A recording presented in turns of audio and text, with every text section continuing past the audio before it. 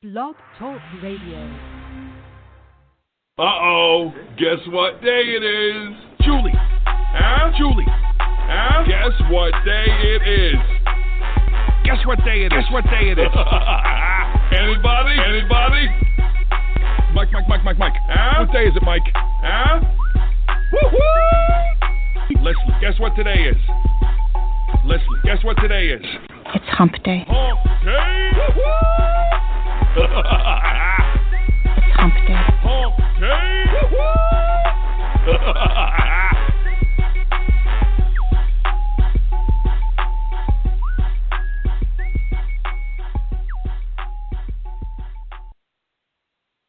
Yes, it is. It's hump day, and that means it's the Donelson Wednesday edition of the files.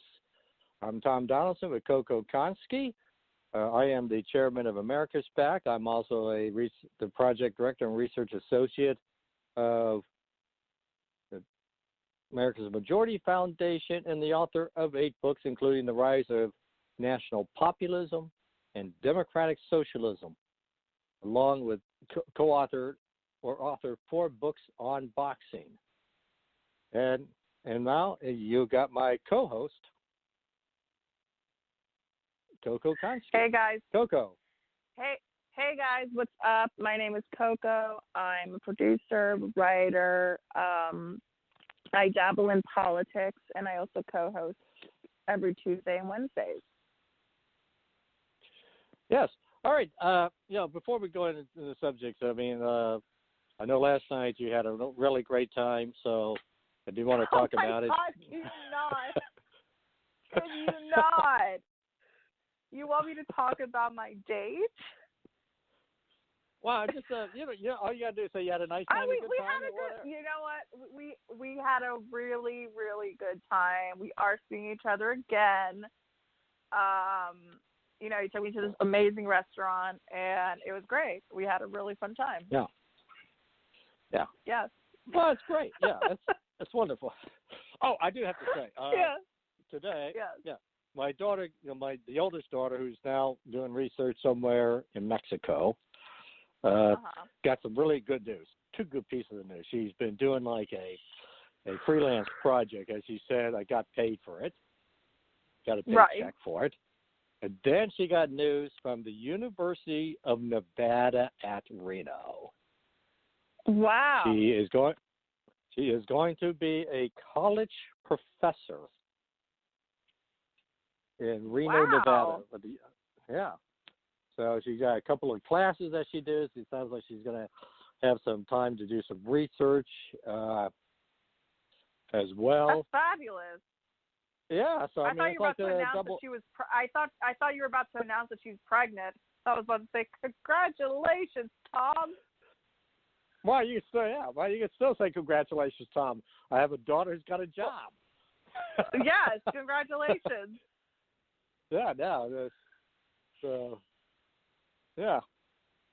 So basically, the daughter and the cat will be sometime in, I guess, at the end of August, because I didn't get the dates and everything that's going to be. Yeah, so I guess that means, because here's the interesting thing at Christmas. Over the years, we've always gone different places. It's like, Catherine always came. Of course, she's been living with us for the past year and a half. But even before that, she would come to our house to be with my wife. I would be going to New York City. Well, I told my wife today, I said, well, that means one of us is going to have to go to Reno and the other to New York. And she said, well, don't you think Catherine's come here? Well, Catherine's got the cat. So, cats travel, and you know how the cat travels. So, yeah. Oh, yeah. So you get to go to Reno, and who knows, maybe she can hit the jackpot in one of the casinos. Those are always fun. Yeah. Well, actually, I have been to Reno, Nevada. I covered there was a gentleman I was co-authoring a book. He's now passed away, Rusty Rubin. And he invites me to Reno to do it was a Showtime event, Showtime fight. And we, get to, and so he invites me to show up. So I got my press passes, and we got to, get to see Reno, but we got to go to the fight, and it's really fascinating. What was that show? The Cat House. Oh my God! Yes. Yes. HBO. Yes. HBO used to have the guy who just passed Yep. away, Dennis. Yeah. Well, they were the Card Girls. Oh The my Card God. Girls. God. Yeah. The Card Girls were the ladies from the, what's the show called? Cat House? Yeah, it's called Cat House. I I used to watch. Oh my God, I used to watch that show when I was a kid. I don't think it's Yeah. appropriate for 13-year-olds to watch it. they were the official Card Girls. Oh, that's pretty cool. So Not gonna lie. So that's and so that to Well, me was the guy like, the guy who owned it. Remember, he ran. He just died. Yeah. He died. ran. In fact, he died before. Yeah. Then he ran for a state legislator and still won, even though he passed away before the election. Yeah, it's literally. Yeah. So I thought that was always I amazing. remember that.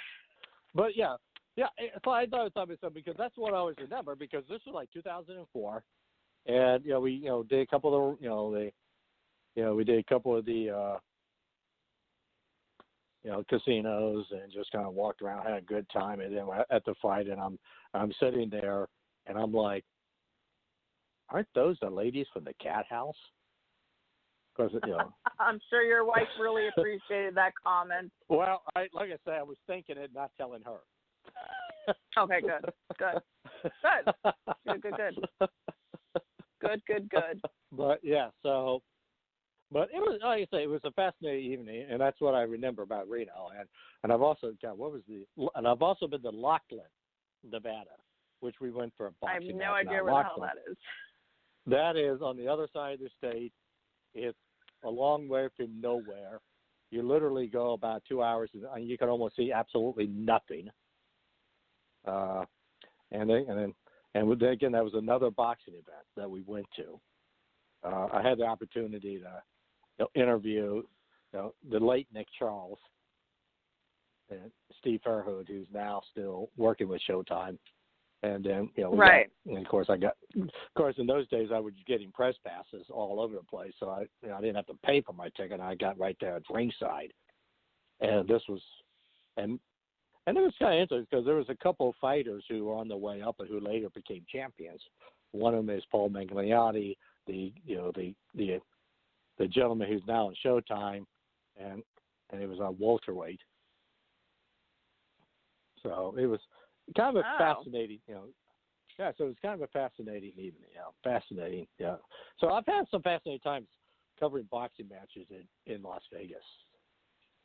So, but yeah. And now, here's the other thing too.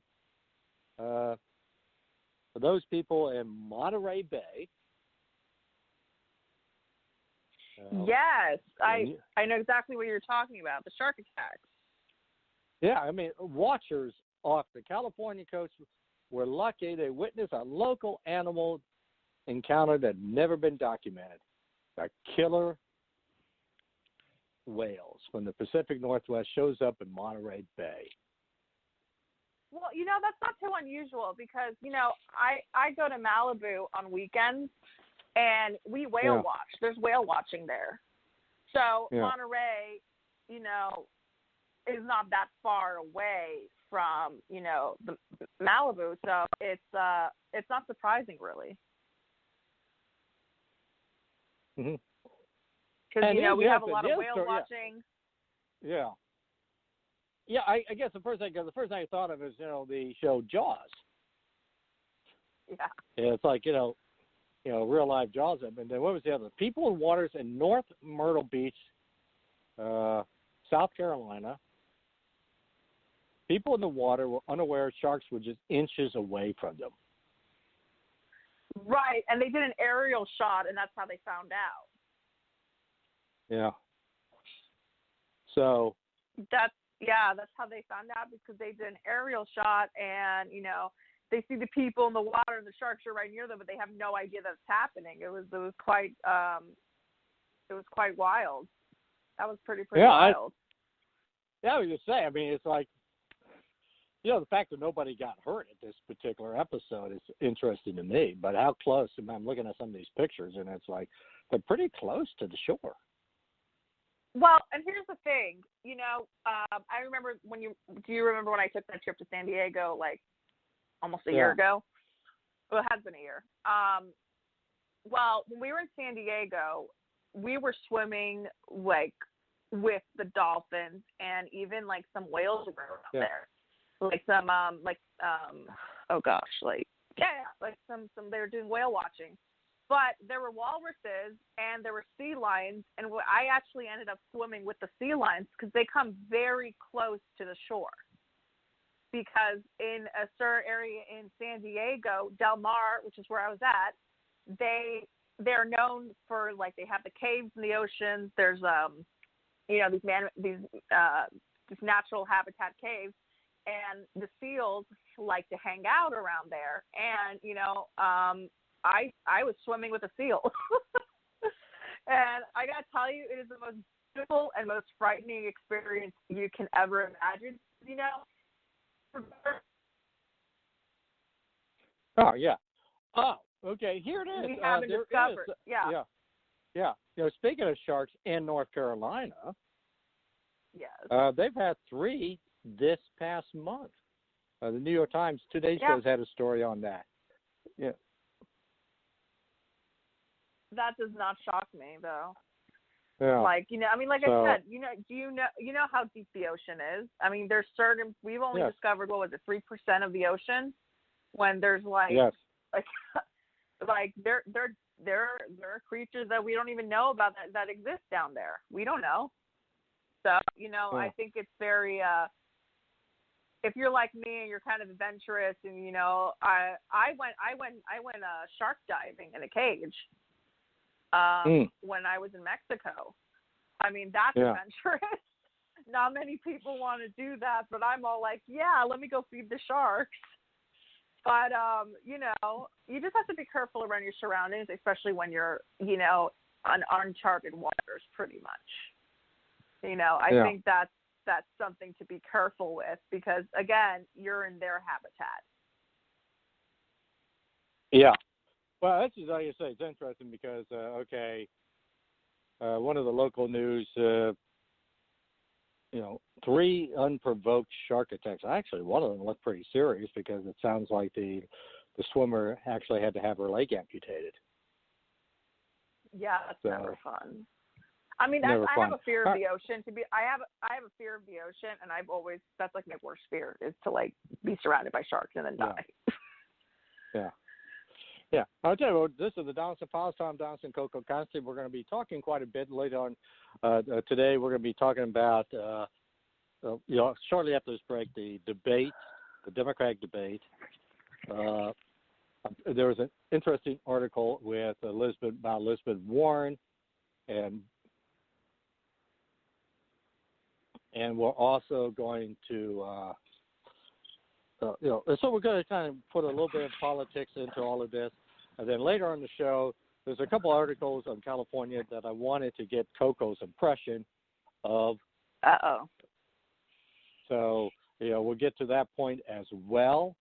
But right now, this is Tom Donelson, Coco Constantine, and the Donelson Files. And while we're at it, on the Bastard Pad Radio Network, which we're a part of, we're going to hear about another great show.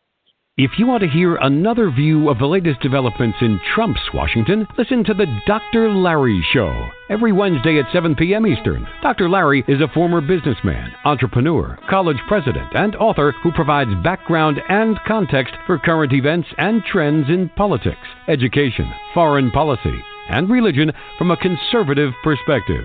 Tune in and hear the other side as Dr. Larry talks with Washington insiders exclusively on blogtalkradio.com and the podcast at thebachelorpadnetwork.com. No problem. Yeah. This is Tom Donelson, Donelson Files. We are right back. Dr. Larry is going to have as his guest Chris Kettner, who's a well-known commentary on political, social, and recreational topics, and the host of the Specialist Radio Hour, which is a daily program that stars in Stripes Radio. So he's going to basically talk about what he talked about last night,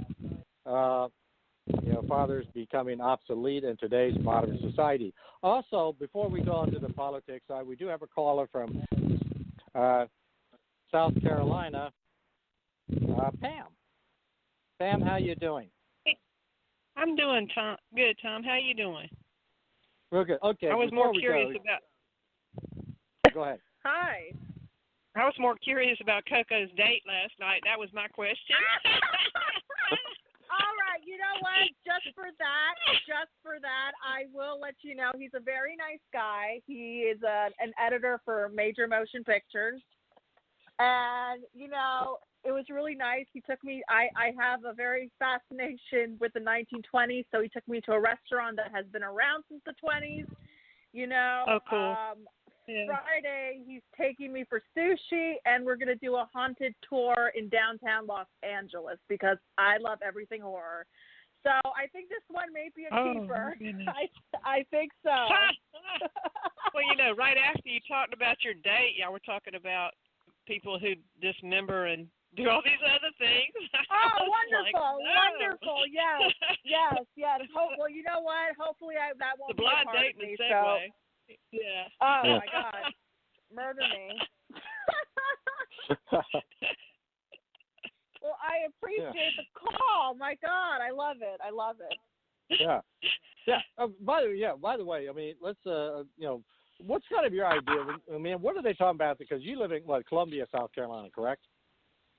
Correct. But you go to Charleston quite a bit. Now, Myrtle Beach is not that.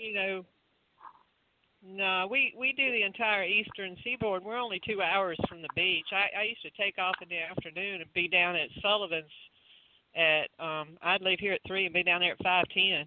Yeah. Ooh, nice. It's nothing. I mean, that's why I like where I'm at because 2 hours you're to the mountains and 2 hours you're to the beach. Myrtle Beach. Yeah. Myrtle Beach has always been a touristy area. That's not the place to go if you're surfing or playing in the water a whole bunch. Usually it's around Charleston, Beaufort, Hilton Head, I those love areas. Hilton Head. So beautiful. Yeah, don't get a bunch of waves at Hilton Head, but it's pretty to walk. Yeah. Yeah. But we learned about sharks early on. Yeah. We grew up. We were not allowed in the water. Oh my God. Really?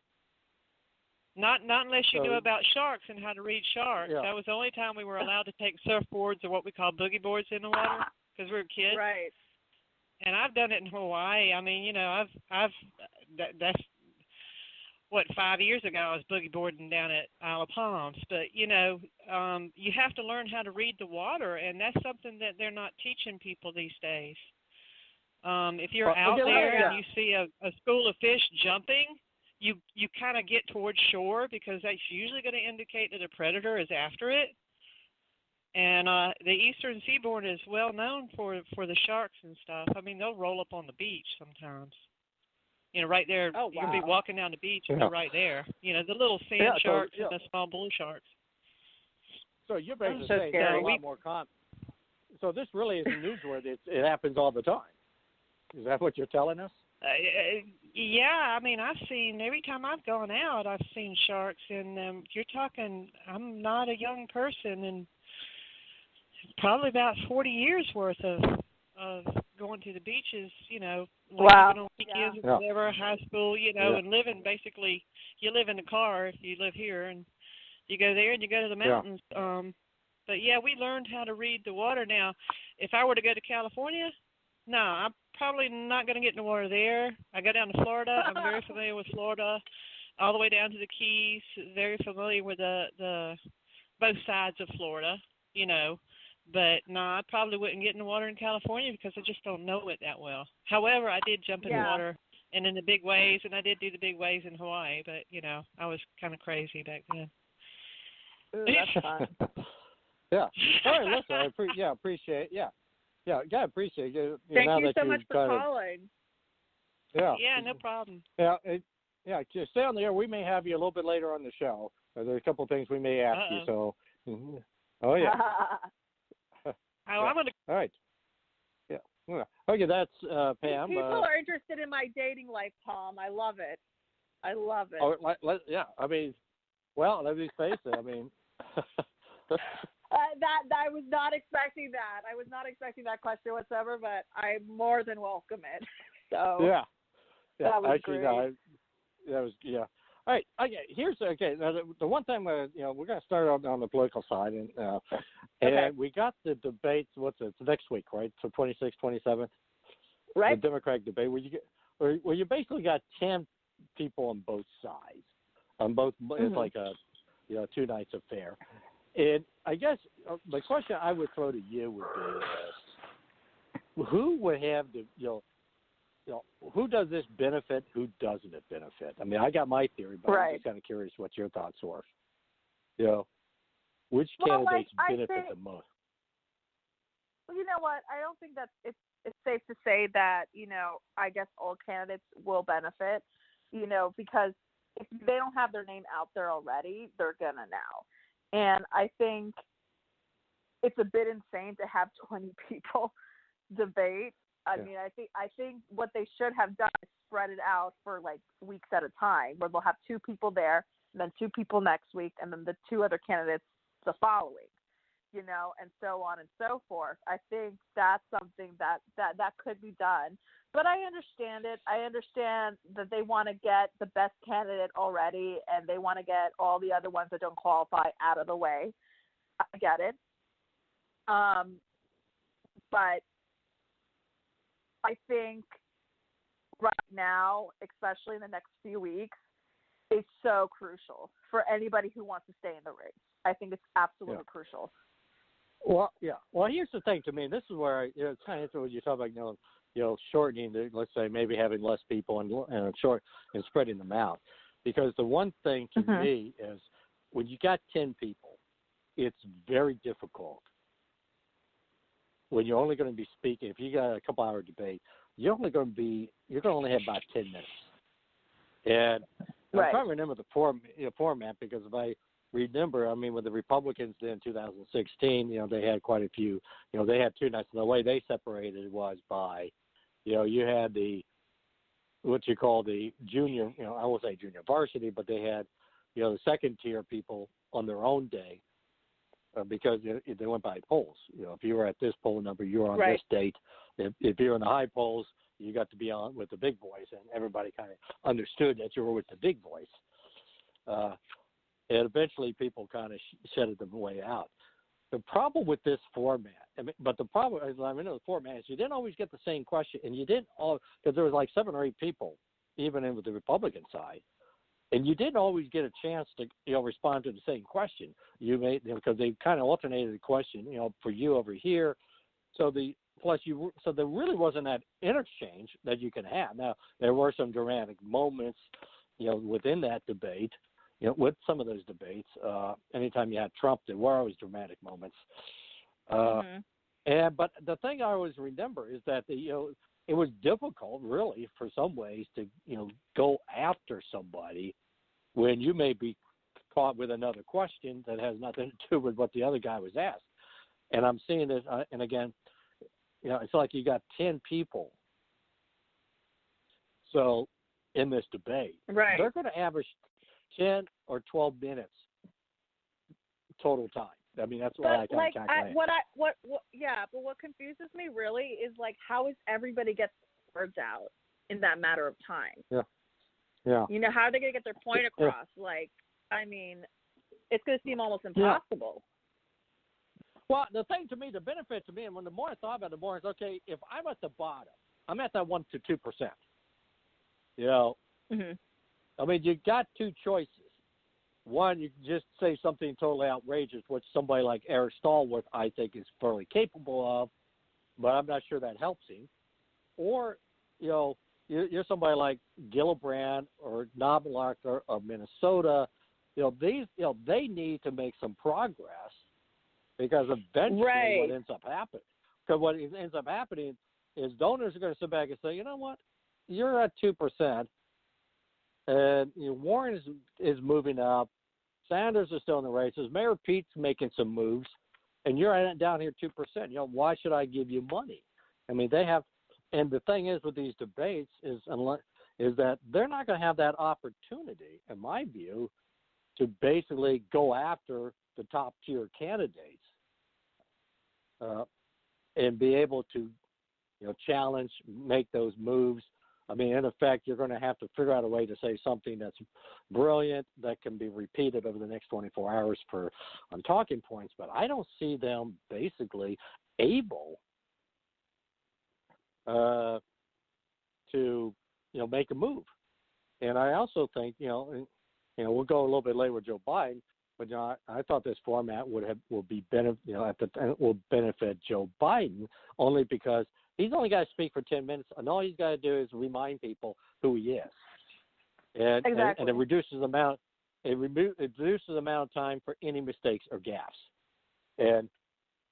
And also, if you have a format where you may not get the same question, Bernie Sanders is going to have a difficult time because he'll be in that same group as right.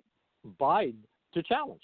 Make a point and go after him when you got about 8 other people. I mean, you may make a sharp attack, and then you got 7 other people following you, and whatever attack you made basically gets ignored. So, I mean, I looked at it, right. and my original thought was Biden would benefit, and certainly the top-tier candidates themselves would benefit, strictly because it's going to be difficult for somebody at the bottom tier to, make a big move because you're only going to have about 10 minutes. Right.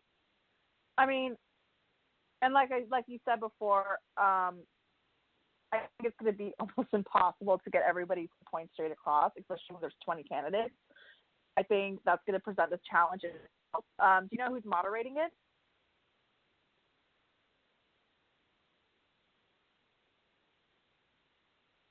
Tom?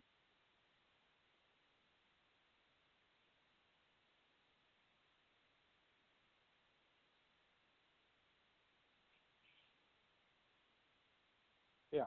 Okay. I'm thinking is Rachel Madall, Lester Holt. I'm gonna have to look up the other members.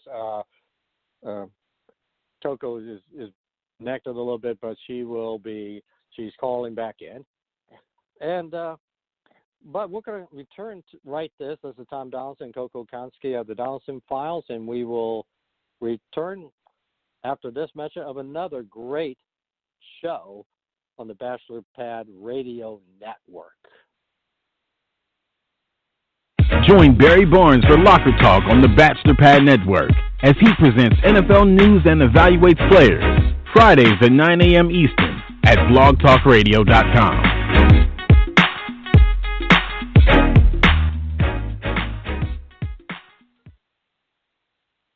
Yeah, there's Tom Donelson with the Donelson Files. Don't forget Locker Talk, 9 a.m. Friday on the Bachelor Pad Radio Network. Call in 646-929-0130. And don't forget, you can listen to any of these shows that you miss or you want to hear again on the Bachelor Pad, on the Bachelor Pad Radio Network.com. So you got a lot of opportunities, and also the Donelson Files. We have a website, DonelsonTFiles.com, and as you know, yesterday we had, we still have those 2 articles up from last night, and also we have a Twitter site at Donelson Files, which, by the way, today we have a couple of pictures of the 2 co-hosts on the Twitter site, so you actually can know what we actually look like. I know. So, okay, back. I know. Yeah, and also it's on our So it's so basically we got a great picture of Coco, both on the Donelson Files Twitter site, and we also I went ahead and floated it out there under a tweet. So we tweeted out the pictures. So it's so let's just so basically it's I'm very me camera actually. shy, obviously. Obviously, you are. Obviously. Okay, now back to where we were. Camera shy. Yes. Yeah. So well, I was gonna ask you. Do you know who's moderating it? Yeah. Well, no. Let me look that up because I know Lester Holt is Rachel McDowell. It's like about 4 or 5. And let me just see. Okay. The moderators here real quick, and so I'm interested in that. Yeah. So, but you're right. I mean, it's and yeah. I mean, I think, quite frankly, is it's kind of a crazy format as far as I'm concerned. I mean, it's kind of a crazy format, and basically, you basically are going to have to figure out a way to tell some of these people, you know what, dude, you got 1 or 2%. You still have 1 or 2%. It's time to go home. Okay, they got 5 moderators. 5 moderators. Okay, that's not bad. That's not bad. Yeah, you got Savannah Guthrie, Lester Holt, Chuck Todd, love her. Rachel McDowell, and Jose Diaz Balart, Balart. Well, I love Savannah Guthrie. I love her. Yeah. So those are going to be. Oh, good. Yeah. All of your moderators, which will be kind of interesting. Yeah. Because, I mean, because you're going to have Chuck. Well, because Holt is kind of he's a newscaster. McDowell is. Yeah. She's basically she's a pundit with her own show. Yeah. You're gonna have from Telemundo, Diaz from Telemundo. And Guthrie, I love Guthrie. Guthrie, yeah. So. Guthrie. Yeah, she's great. And then you got, of course, Chuck Todd Meet the Press. So. Yeah, of course. Yeah. So that's going to be it's going to it's like I say, you got that format, and I kind of I look at it from this is not an easy format to go through, and eventually with some of these people, they're going to I mean what's that? What is that Williamson? The guy, the lady who's a spiritual lady. I can't remember her name. Marianne Williamson. Yeah. Marianne Williamson. I mean, there's a part of me that says, Marianne, you got your debate. You're in the game. Thank you very much. But I've heard good and bad things like with every candidate. I think you should never downplay a candidate, even if there's some like a dark horse. You should not do that because you shouldn't. You should not have any expectations. That's probably true. I guess maybe when I look at some of these candidates, and I say to myself, I have no idea why they're running and why they think they can win. Some of them I can understand, like Gillibrand's thinking, when she first got in the race, I'm from the state of New York. I've got some name recognition. Right. I've got, but then I look at somebody like Eric Stallworth, who, quite frankly, is kind of I don't know if he's waiting around for 2024, but I have to be honest with you. I do not take that seriously at all. I don't find him to be all that. He kind of reminds me of what once was said about Chuck Schumer, is never getting his way if there's a TV camera in front of you. If you're between a TV camera and Eric, you better get away because he'll run you over just to get to the camera. That's basically the way I view him. I don't view him as a guy who's serious, whereas, I certainly would look at some of the other candidates and say, well, at least they got something to offer. But that's my, opinion. Now, there are 2 other persons I want to talk about, and then a third fact. Then we're going to get you. I don't know, what you've heard, with Joe Biden, which everybody's calling a gaffe. I'll let you. You could tell me if you think this is a gaffe. But he's, Are you Biden talking is the sitting curing there. cancer thing? No. Here's the deal. He's starting talking about his experience, getting along with people, how he can get things done. And then he starts talking about a guy by Senator James Eastland. Now, Senator East, this is like in the 60s and the 70s, and he made kind of a comment, he always called me son, not boy. Now, for those people who know who Jim Eastland is, this guy was one of the hardcore segregationist bigots. And there was a lot of questions like, of all of the people to be, saying, what a great guy he was, a senator, we got along well, we made, this isn't the guy I would pick. And right. And of course, and it's like, it's almost like in some ways years ago, when there was a senator, a Republican, a Republican from Mississippi whose name escapes me now, said some nice things about some segregationists, and basically he was pretty much, out. They pretty much showed him the door. I mean, it was a big firestorm, and I'm wondering, I hate to use the word gap, but I'm thinking of all of the people to bring up, and you make the comment, he didn't use the word boy, he called me son. That's like one of those. Yeah. I can't. I can't. There's no way. That just made me like. Yeah. That's awful. And this goes back to the point, because that's why I said at the beginning, I said the guy who should benefit the most would have been Joe Biden, but it's going to be interesting next week is how many people bring this up against goodness. Biden. And so it's an interesting aspect, because in the same day today, and I'm going to talk about Elizabeth Warren and Donald Trump, because I got a chance to listen to the speech last night, because that's what we have to do these things that Trump engaged and announced as official. And I looked at, there was an article, Politico, and they're talking about, the article is, she's going to be the quote-unquote compromise candidate. Somebody who can attract a good portion of the left, but she's not Bernie Sanders. And she's starting to, and they, kind of talk about the way that she's starting to make ends meet. And this is, and this is a point I'm going to make to people from this perspective.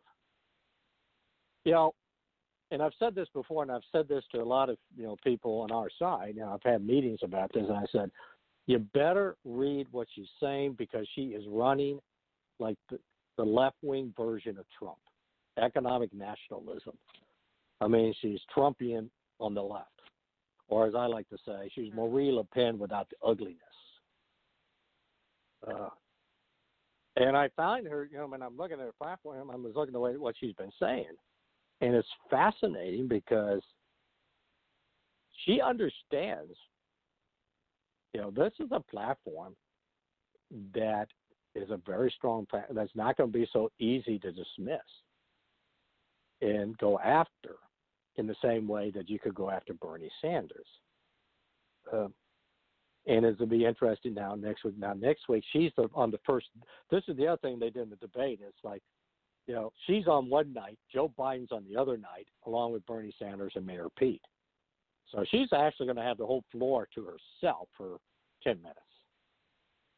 Oh, wow. Yeah. But it'll be, and so it's going to be interesting because, again, she's not going to have a chance to go after Biden, but who knows? Other people may do that for her. Right. Yeah. That's going to be interesting, actually. Yeah. And so to me, it's like looking at her platform because, it's a fascinating platform to a point where even Tucker Carlson said, boy, this got some good ideas. I'm thinking, Tucker, cut the crap. But. Well, you know how I feel about a good old Tucker boy. Yeah, but okay, so this is Tom Donelson, Coco Konski with the Donelson Files on the Bachelor Pad Radio Network. And so we're going to listen to another great programming on the Bachelor Pad Radio Network. Hey, this is L.A. Bachelor reminding you, if you're looking for real discussion on sports, politics, religion, and other topics, you need to join us on Mondays at 6 p.m. Eastern at WCOMFM.org, on Tuesdays at 7 p.m. at blogtalkradio.com/LA-Bachelor, and on Thursdays at the same web address. Follow us on Facebook at Pad Nation, on Twitter, Pad Nation, the number 2 at Twitter, LinkedIn, and you can email us with your requests, your comments, your concerns, anything you want at our email address at LABachelor with a T, BATCHELOR 40 at gmail.com. Follow us on Facebook and Pad Nation Instagram, and of course, if you miss any part of our broadcast, make sure you go to thebachelorpadnetwork.com and listen and enjoy the Bachelor Pad.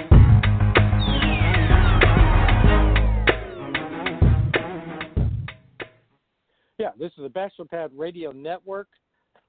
We got some really great programming, and if you go to the website, thebachelorpadradionetwork.com, if you go to the website, you can get all of the shows. Just simply, link in, the Donelson Files, Dr. Larry, the Bachelor Pad, Sandy's Secrets, along with the Locker Talk with Barry Bonds. So, and you can get caught up on past episodes, or if you just want to listen to the show that you just heard.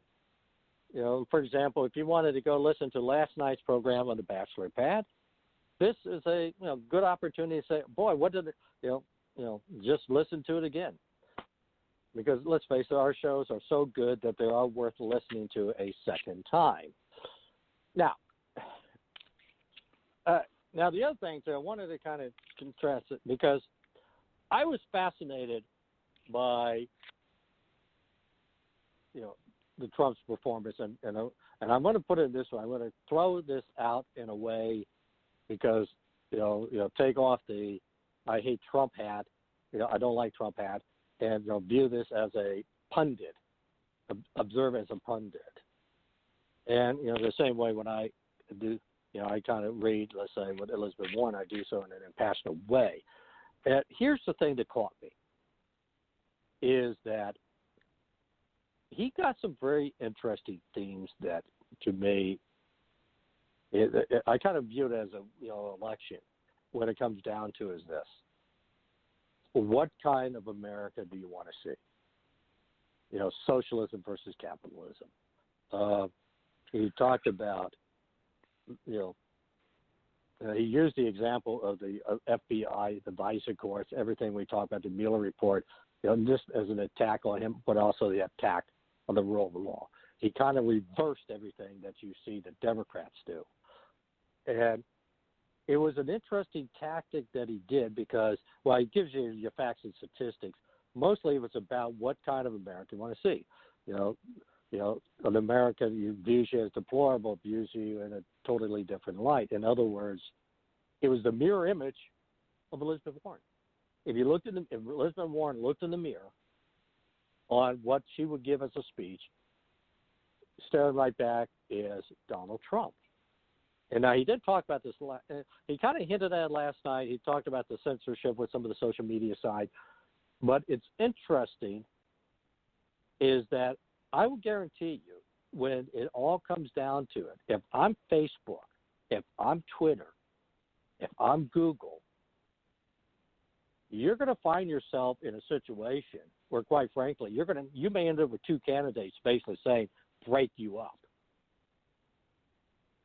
And because I guarantee, break you up. And it's kind of, I find that interesting because, for years and years, many of these, tech, many tech companies, basically supported Democrats. But you're going to have, Elizabeth Warren's already made it clear, I'm breaking you guys up. I'm coming after you guys. You're too powerful. And you're also hearing that the same thing from the conservative side. Glenn Reynolds, Instant Pundit, just wrote a book, and he's made the exact same case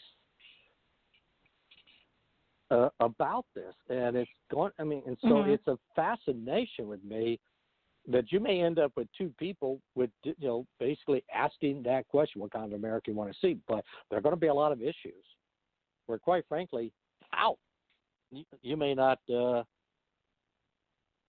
a big differential. Your thoughts? Right. Well, I think mostly moderates like me, we obviously don't want a socialism country, but we also don't want what Donald Trump is offering.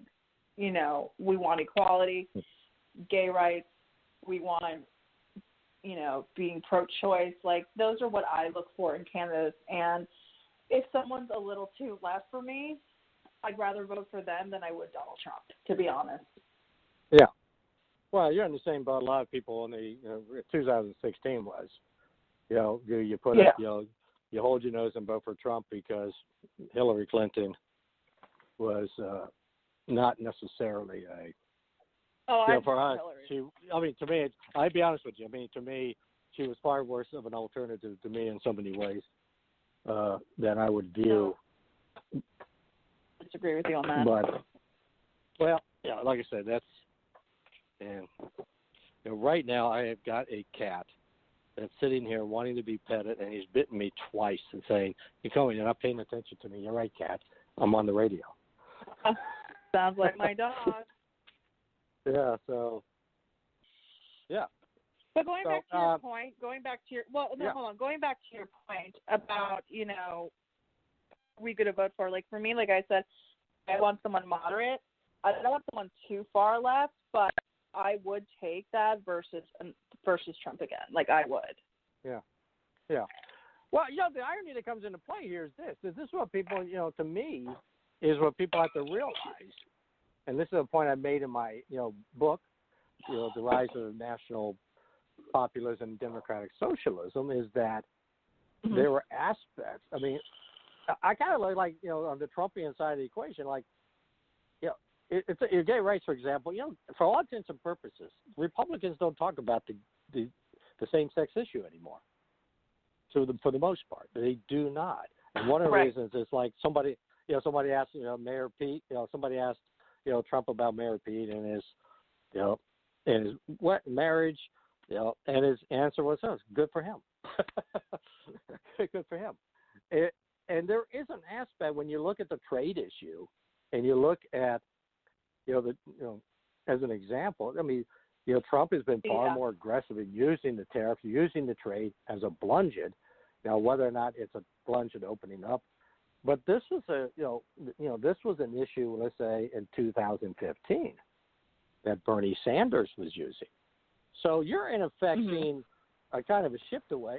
I kind of view it this way: is who's the more radical? When you've got bills that have been passed in blue states and all but sanctioned, infanticide are about as close as you're going to get. And you did have a governor on a radio interview saying,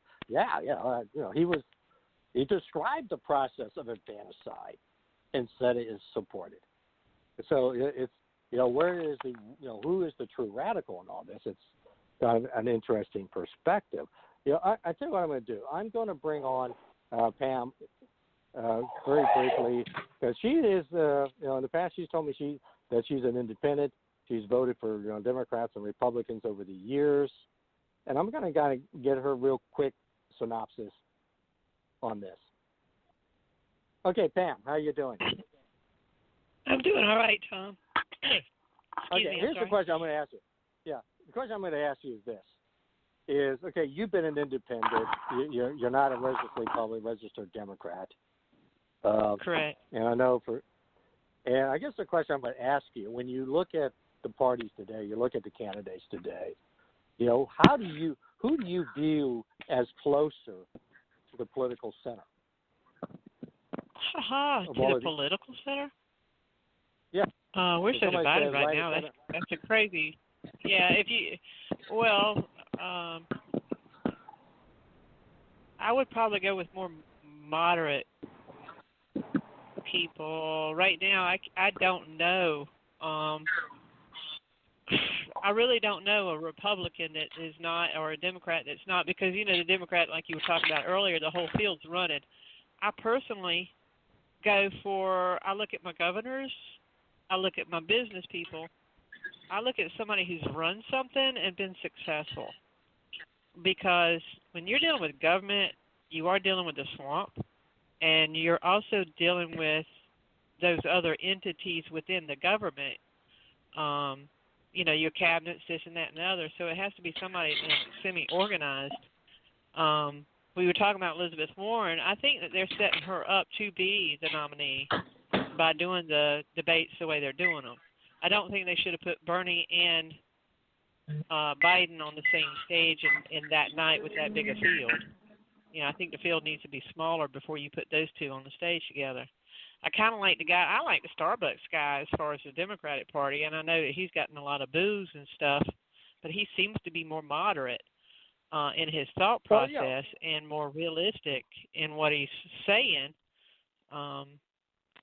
But yeah, I don't,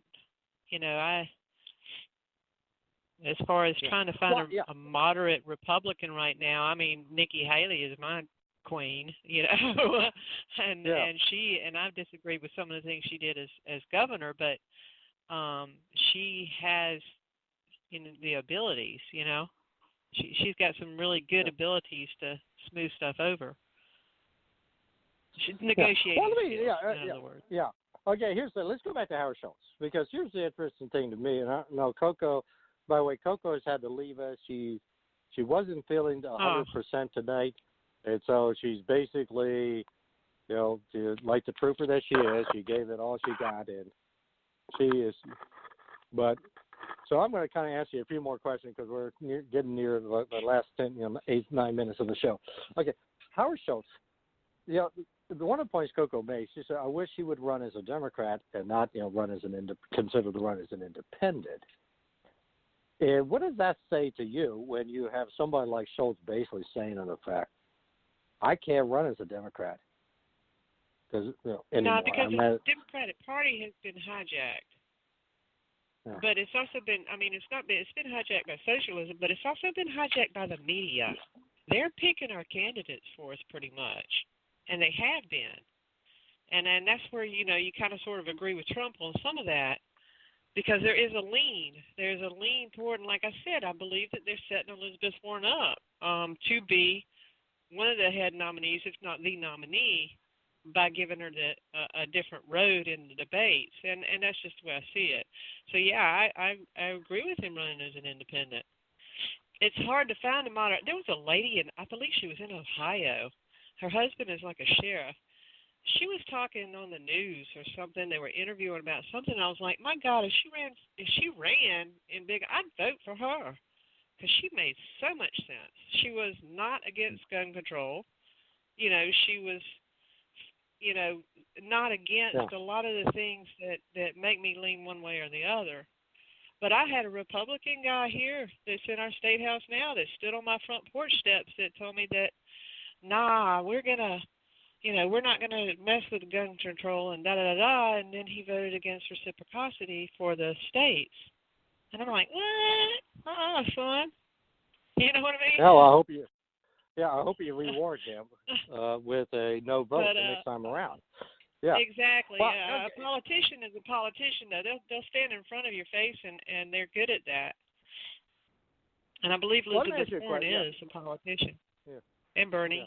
Now let me ask you: are you going to watch the debates next week? I want to. I'll probably catch it after the fact. I gave up cable a while back, and if I catch it on the internet, then I will. But yeah, I will watch it because I like watching that. As far as we're talking about who's interviewing them. I think Maddow is going to be a lean, and she'll probably favor one over the other. But as far as Lester Holt and the other dude that does the talk show in the morning, they've been around for a while. I think that they probably have better questions. Susanna Guthrie, I don't know. I think she has a lean. Yeah. So. Well, let me ask you this. Of the candidates, okay, for example, what do you expect, or let me say, what do you want to hear from them, and what do you expect to hear from them? Let's just deal with the top candidates, okay? What do you expect to hear from Joe Biden? What would you like to hear from Joe Biden?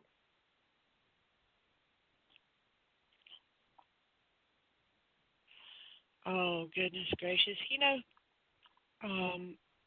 I would like for him to man up to some of the things he did as a senator and actually say, yes, this is my record and not flip-flop. The thing that I admire the most in anyone is consistency. However, I've been known to flip-flop myself. But as far as him, you've been around, man, and you were around during the 60s, and yes, this stuff happened, but this is today, and this is the way I want to do it. I don't want to hear Obama coming out of Joe Biden's mouth. Yeah. I want Joe Biden to come out of Joe Biden's mouth. You know what I mean? Okay, in other words, let me put this way. Are you saying to me you don't want him to run on the Obama record or run as a third term of Obama? You want him to say, what are you going to do as Joe Biden? Be Joe Biden, be Correct. Joe man. Correct. Be Joe Biden. Yeah. I would love for Joe Biden to be Joe Biden. When he was a senator, I thought he was a decent senator, actually, and I know that that's not a popular view, but I thought he was pretty decent. I mean, he said what he said and meant what he said, Yeah. You got to respect that.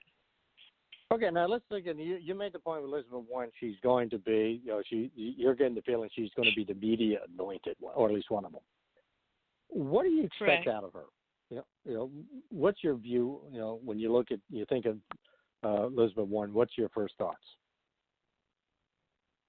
Oh God, really? Do you want me to say it on the radio? Well, she's a politician. How about that? Can I just say that?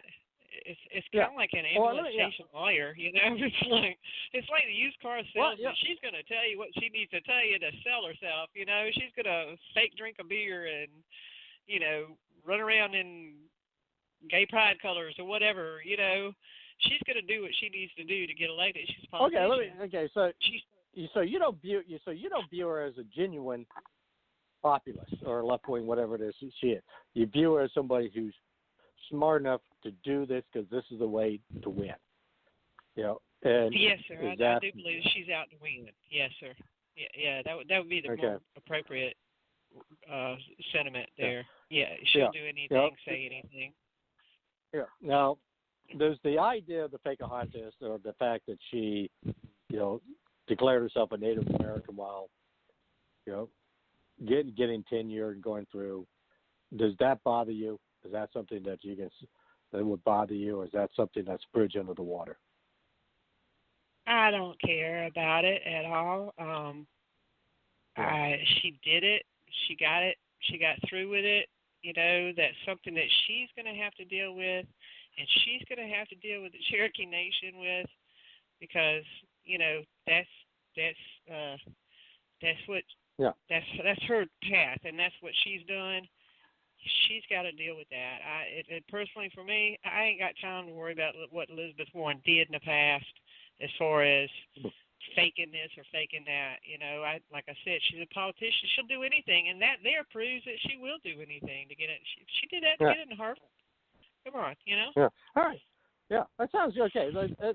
I'll tell you what. I think first of all, I want to thank you very much, Pam, for being on the air with us and sharing your opinion, because because you are, like I say, an independent mind on these issues, as you told me once, and then you tell me once that in 1976 you voted for Jimmy Carter.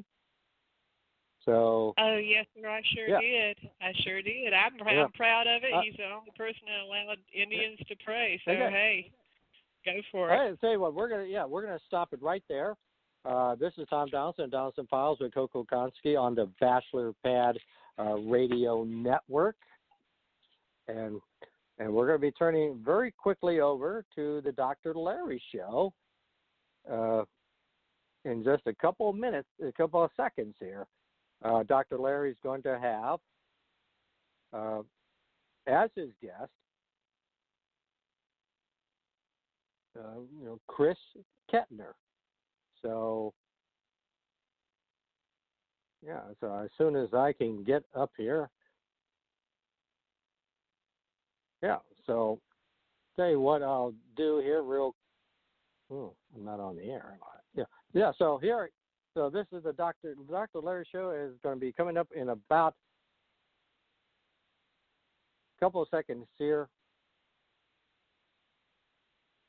And this is Tom Donelson saying thank you very much and good night from the Donelson Files.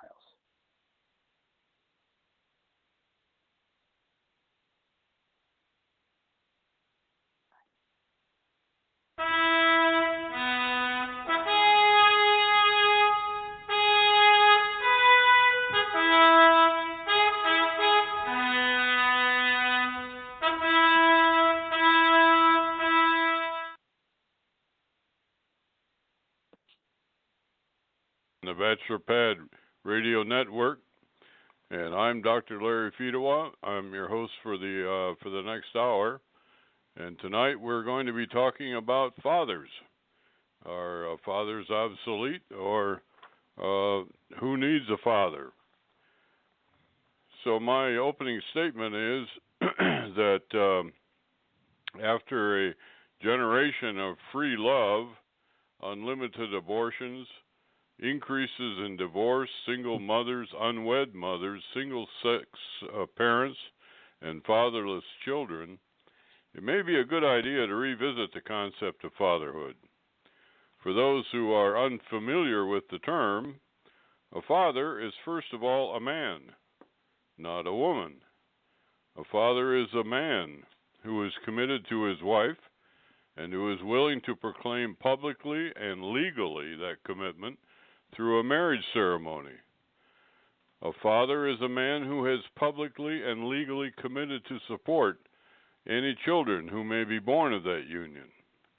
And finally, a father is a man who has undertaken to maintain these commitments for life through good times and hard times until death do us part.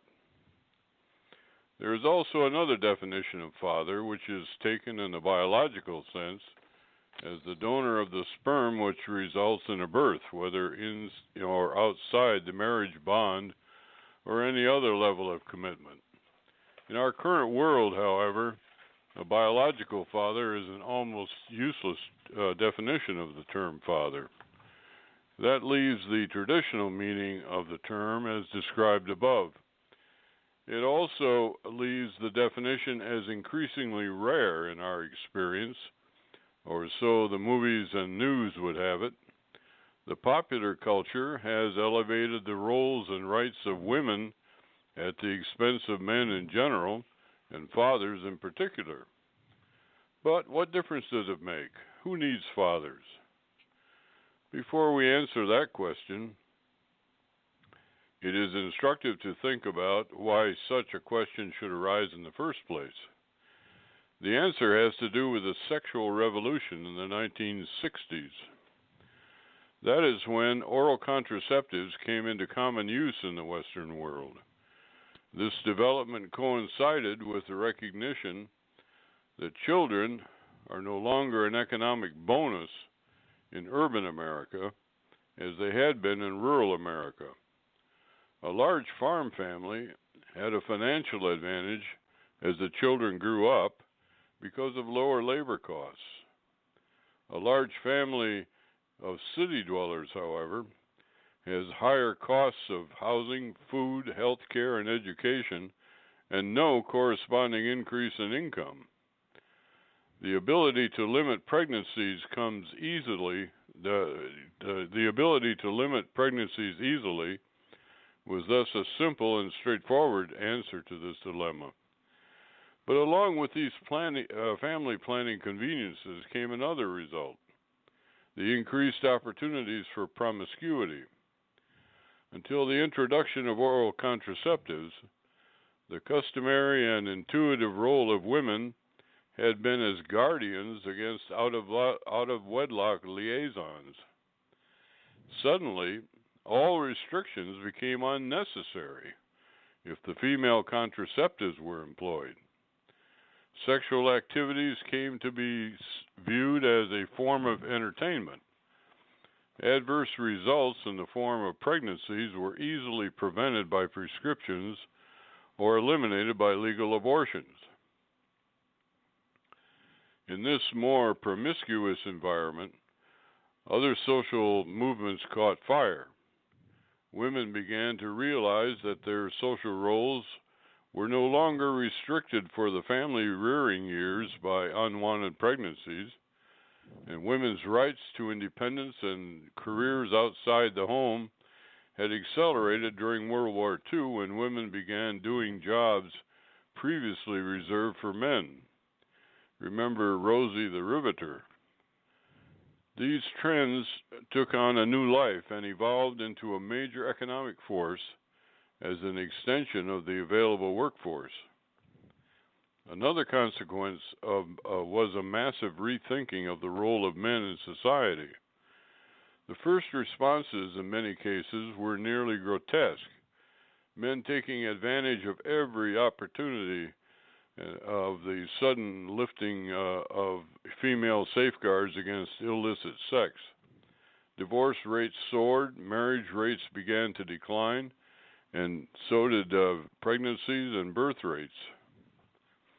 As the sexual revolution matured, women demanded an expanded role for men in marriage, for example, sharing housekeeping and baby care, as well as less control over family matters, since they were often major financial contributors. There were no rules. Traditional rules didn't really apply, and there was little consensus regarding new rules. In the meantime, women rediscovered the joys of motherhood, but increasingly without fathers present. So who needs fathers? Not today's modern women, say the feminists. What are the results of this change in the winds of family life? Well, for one thing, a lot of fatherless children, and a lot of overstressed and overworked women, and a lot of lonely and distressed men. This new system doesn't seem to be working. One place to start rebuilding a healthy family life would be with men. Perpetual adolescence may be fun and exciting, but it is no way to live your whole life. Men need children as much as women do. Men need to have someone to care for, to live for, and if necessary, to die for. Fathers are not like the bachelor stallions who live on the periphery of the herd waiting for a chance to mate with a wayward mare. We all need our own little band, our family. If circumstances, physical or otherwise, make fathering our own family impossible, some substitute should be found. But whatever its form, that fathering nevertheless has its own requirements. A father must be a good husband. That means willing to support his wife emotionally as well as financially to the best of his ability as long as they both shall live. Some men duck out of marriage at the worst possible times, the times of greatest loss, whether sickness, finances, or even death of a child. No family can build a successful life on such a shaky foundation. A father must be a good father, patient with his children, willing to sacrifice for them, to love them, and to help them face their own lives as they consider each test along the way. Who needs a father? Your son needs a father to show him how to live, how to love, how to have fun, and how to die. Your daughter needs to know that there are good men in the world. Men make up half of the world's population. Your daughter needs to know how to tell the good ones from the bad ones. All her life she will compare the men she knows with the father who raised her.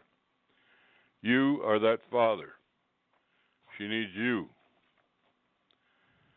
You're listening to the Dr. Larry Show on the Bachelor Pad Radio Network.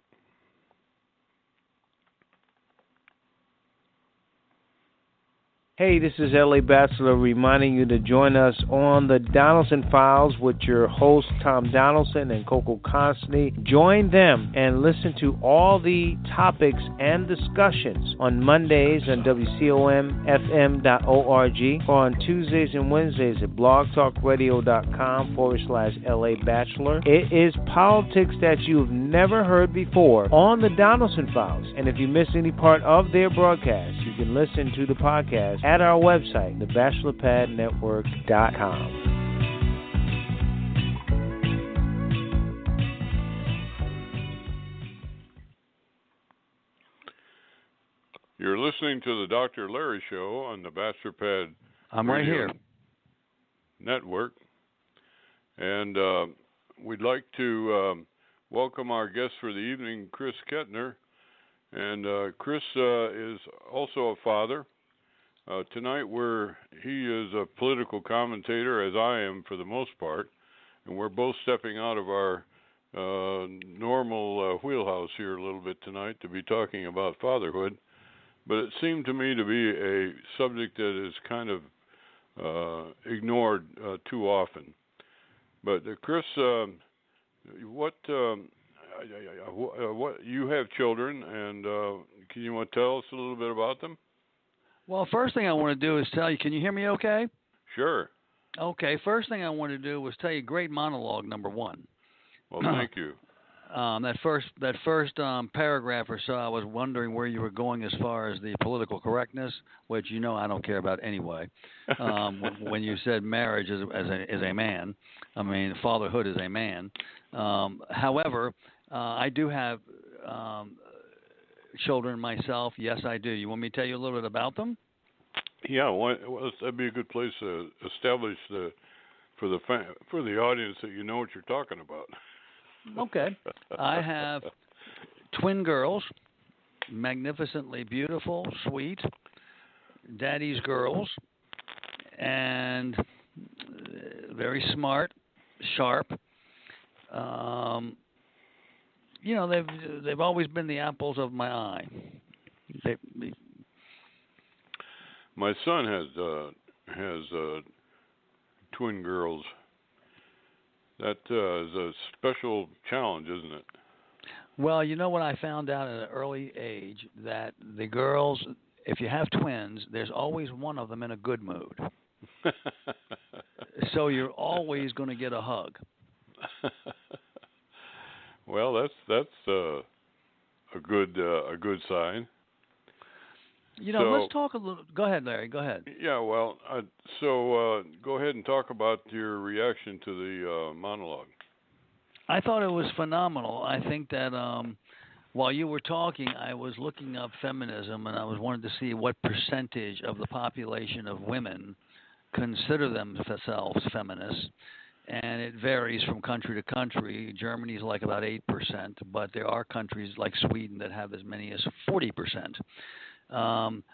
And, you know, the evolution that you gave from fatherhood, what it's supposed to be, and what's happened in our country is spot on. The only thing that was left out, in my opinion, is that the government has encouraged it every step of the way. Every step of the way. And not only have they encouraged it, they financed it, and they promoted it. I don't mean fatherhood.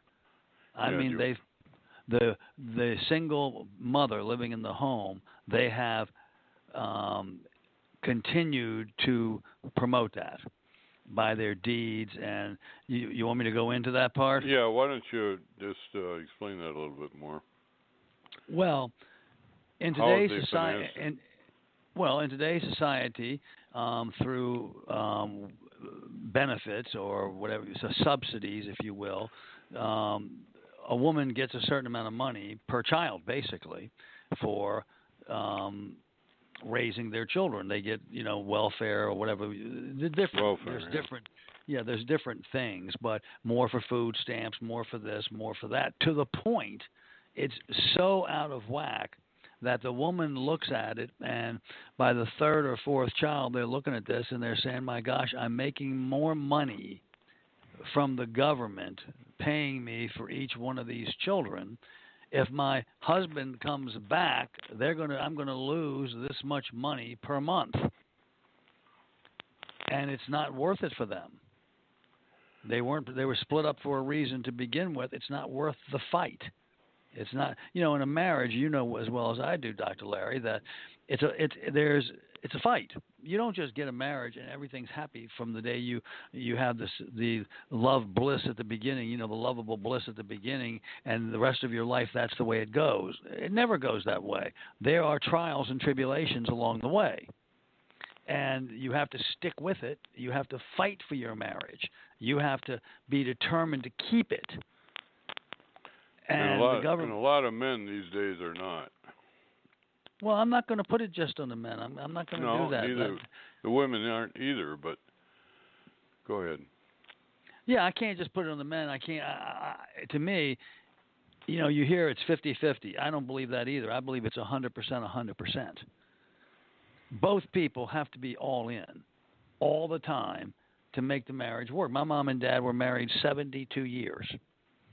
And growing up, I saw the trials and tribulations. I saw where I would look at the dead. They would have never, kids today would never have been able to make it through the things my mom and dad had to make it through. The death of 2 children, just for one. Oh, my God. They would never have made it through, and that's a mild one compared to all the other things that happened. I mean, if you can believe that or not. So, but they made it 72 years because that generation, the greatest generation, that's what they were supposed to do when they tied the wedding knot, and they honestly believed it.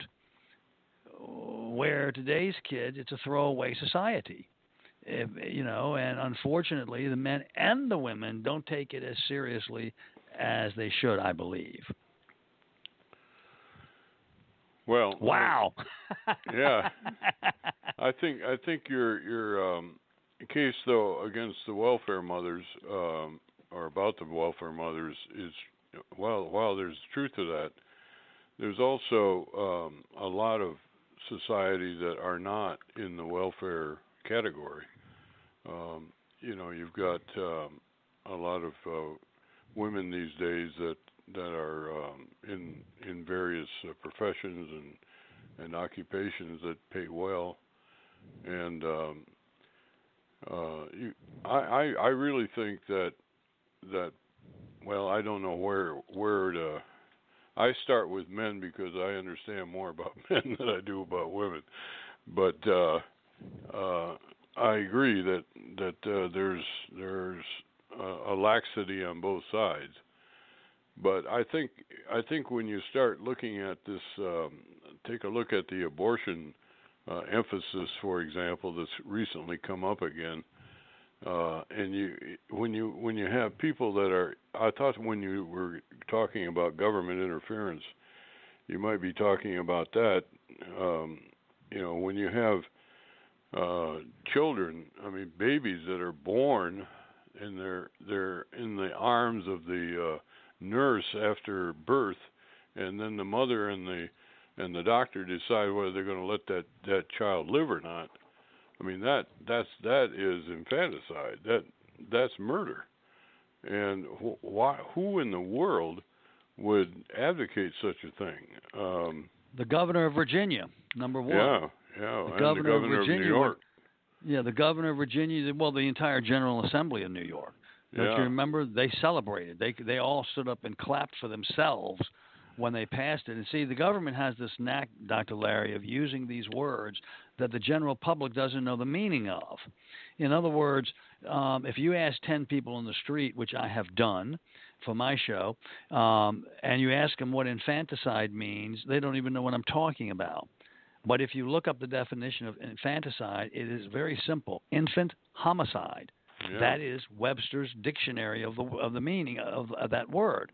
So the governor is telling us, and he told us, I mean, I'm in Virginia right now, that he sanctions premeditated murder of infants because, remember what he said, we make them feel as comfortable as possible. Then the doctor consults with the woman, and they make the decision whether the baby gets to live. Well, first of all, the baby, they wouldn't be making it comfortable if it wasn't alive. So we know it's alive. Now, when you decide in advance that you're going to not, or you are going to kill the baby, and then you decide to end its life, there's nothing but premeditated murder there, and I don't know why they got to dress it up with the word like infanticide. Well, they don't even use that. They just call it late-term abortion. And but when you stop and think of what kind of morals or values do people have that would advocate such a thing, and then how could you have so many people like for example, you were mentioning the assembly of the General Assembly in New York State. I mean, that's terrible. I mean, that is just so outrageous that it's almost beyond belief. And yet we've got, what is it, 8 states now that have that kind of legislation either pending or passed. Well, what happens is, Dr. Larry, what happens the way I see it is, look, these people, they have sold a bill of goods starting way back in the late 60s about women's health. They work on framing these issues, being in charge of your own body, your reproductive rights. They frame it so that it's agreeable. For example, the polar bear with climate change. They started indoctrinating the kids on global warming by showing them the polar bear on a block of ice. They didn't say that, by the way, the polar bear can swim 300 miles a day. No problem being on the block of ice. But they made the kids, they put this endearing thing in front of the kids to brainwash them, and then when it was obvious there was no such thing as global warming, they said, well, we got to change the name. They changed it to climate change until they find a name that the public will buy. That's what they do. That's what they're doing. They're selling this crazy ideology. Yeah, but it's just so grotesque that you would have. I mean, and of course, once you start down that slippery slope, you start looking at euthanasia too. And we now have a couple of states that have legitimized what do they call it, doctor-assisted suicide, and also well, I guess that's what they're talking about right now. But that once they go after the helpless babies, the next target will be the helpless old people. Right, and you got to figure helpless sick people. And I don't know if you're coming up on a break or not. Yes. Yeah, I heard the signal there, which is great. Listen, I want to let everybody. It's all right to mention where I'm from. Let's come back to that. Okay. You're on the Dr. Larry Show. You're listening to the Dr. Larry Show. Hey, this is L.A. Bachelor reminding you to join us on the Donelson Files with your hosts, Tom Donelson and Coco Constantly. Join them and listen to all the topics and discussions on Mondays on WCOMFM.org or on Tuesdays and Wednesdays at blogtalkradio.com/LA Bachelor. It is politics that you've never heard before on the Donelson Files. And if you miss any part of their broadcast, you can listen to the podcast at our website, thebachelorpadnetwork.com. You're listening to the Dr. Larry Show on the Bachelor Pad Radio Network, and we're talking to Chris Kettner of the Stars and Stripes Network. Chris, you were about to make a point. Yes, I was going to. Before I did that, I was going to mention my name of my show was the Specialist Radio Hour. I'm on from 9 to 12 each 5 days a week on Stars and Stripes Radio Network. Thank you for letting me say that, Larry. But back in the beginning of Roe versus Wade, you had a society that did not have the technology we do today It was easy to dupe us into really having sympathy for back alley abortions, clothes hangers, and all those things. It was horrifying to the public. We could buy into that rare case. But from Margaret Sanger's days up to the present, it has always been about killing the babies. It's always been about having the perfect race. It has always been about money. Planned Parenthood has been caught many times on video selling body parts. When you say it's sickening, it is sickening because now we have 3D sonograms. We can see. So when Alabama or whatever state, I forgot the name of the state right now, came out with the heartbeat law, where it has to, if it hears a heartbeat, that's it. You can't have an abortion. My gosh, okay, if you can't hear a heartbeat and make a decision, wait a minute, that baby has to live and put it up for adoption, something's wrong with you. I worked for a congressman. I won't mention his name right now, but I had to do his research, and he asked me to research abortion. And I found that like 96.3% of abortions were done for contraceptive purposes. Yeah. There's only 3.3% or 3.2% that are done for rape, incest, and the life of the mother. Well, it came to be popular mainly as a contraceptive, and I think that's still really the main thrust behind the whole thing.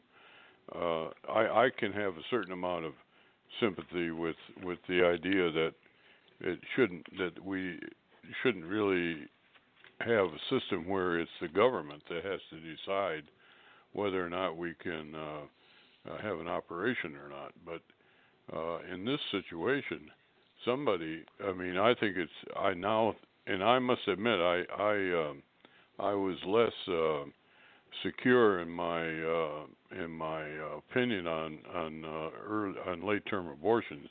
Early term abortions until we got the sonograms, until we got the evidence of the rapid maturity of the child in the womb. But here's the doublespeak, Larry. Here's the doublespeak. This is the sick part of it. If you shoot a pregnant woman in California, i.e. Lacey Peterson killed his wife that was pregnant. Remember that case years and years ago? He drowned her. He drowned her in the water out there. He was the fertilizer, Lacey Peterson. Yeah, vaguely. Okay, he's charged with 2 murders. Now, how in one breath, if you shoot a pregnant woman, is it 2 murders? But yet you're going to tell me it's not living, so we can abort it anytime we want to. Yeah. Either it's alive or it isn't. Well, I think this is all part of the promiscuity aspect of things, and also the other factor is that when the urban family decides to have, they can in fact decide whether or not to have children now. That didn't used to be that easy a choice. If you had children, you had children, and there really wasn't any legitimate way to plan that, short of some pretty extreme abstinences. But now, this whole thing, I think really, when you come right down to it, it has to do with women wanting, and I think a lot of men agree for the same reason, that they want the sexual freedom to be able to shop around even on the short notice for a mate for their convenience. And that, by the way, is another trend that's starting to melt a little bit.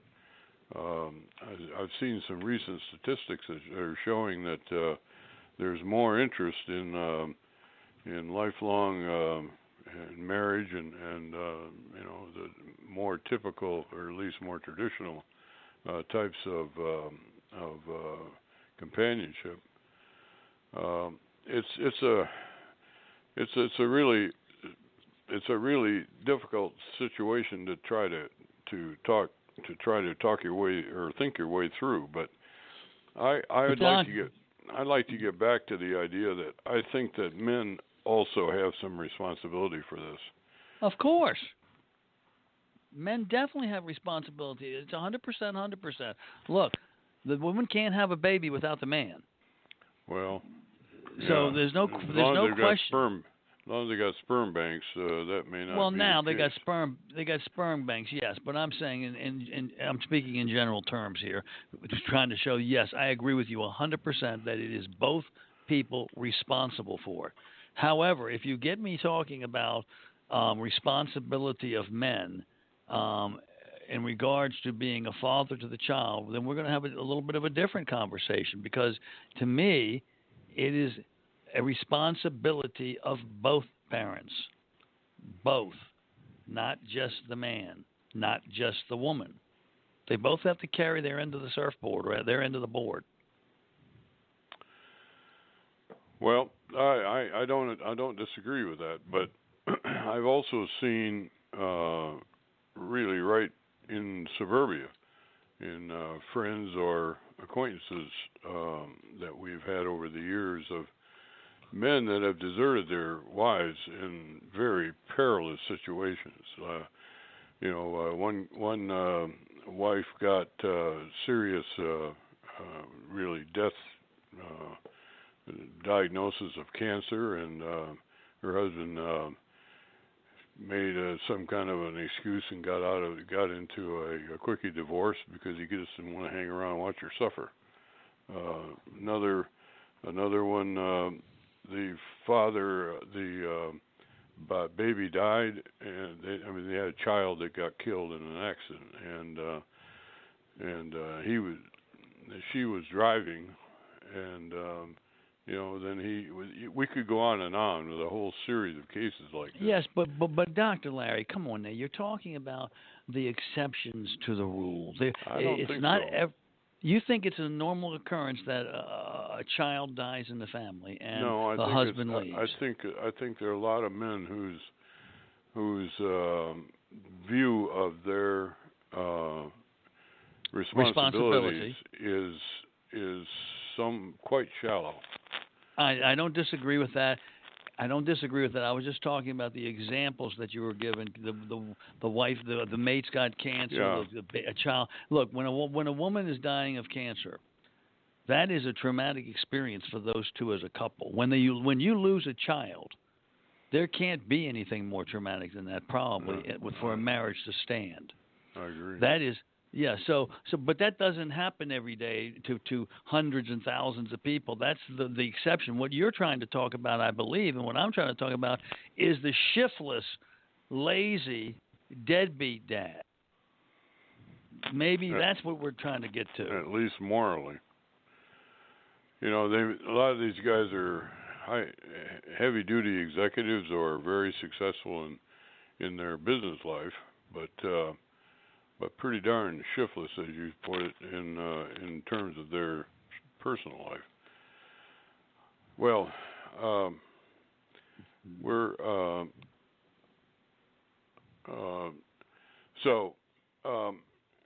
this is all kind of a sociological discussion here that is based a lot on our own opinions and some proof, but there's also a lot of other things that are impacting the family these days, and I think I'd like to expand the discussion a little bit to some of those. Okay. The first one is education, because it seems to me that the whole idea of government monopoly of public education has shown us that we just can't trust the government to do that, like we can't trust them to do anything else. And we're now coming into a situation where families that are dependent upon public education, which is most of us, are really finding that they have a whole different type of ethic relative to sexual ethics and to citizenship ethics that their children are being taught, even though the parents may be very traditional and very moral-abiding people. And that seems to me to be another one of these trends that is against the whole structure of a successful family. Kids that are really getting brainwashed in terms of an example was the other day I was reading about I think it was a first grade or second grade teacher teaching about what to do about homosexuality and what to do about cross-gendering. This I think is another case of government just complete overreach. And we allowed it. We allowed it when Brown versus the Board of Education in the 60s. That is basically the beginning of the takeover of our public school system. That is really the beginning of socialism in this country, right, where the government has taken over, and the objective of this, and it has been a 50-some-year plan, maybe a 60-year plan, is to indoctrinate our children and get the children to. They've taken God out of the schools. They've taken the Pledge of Allegiance out of a lot of the schools. They've taken the parents out of the schools. They feed the kids. Hold that thought, and let's step aside for a second. You're listening to the Dr. Larry Show on the Bachelor Pad Radio Network. Hey, this is L.A. Bachelor reminding you, if you're looking for real discussion on sports, politics, religion, and other topics, you need to join us on Mondays at 6 p.m. Eastern at WCOMFM.org, on Tuesdays at 7 p.m. at blogtalkradio.com/LA-Bachelor, and on Thursdays at the same web address. Follow us on Facebook at Pad Nation, on Twitter, Pad Nation, the number 2 at Twitter, LinkedIn, and you can email us with your requests, your comments, your concerns, anything you want at our email address at LABachelor with a T, BATCHELOR 40 at gmail.com. Follow us on Facebook and Pad Nation, Instagram, and of course, if you miss any part of our broadcast, make sure you go to thebachelorpadnetwork.com and listen and enjoy the Bachelor Pad.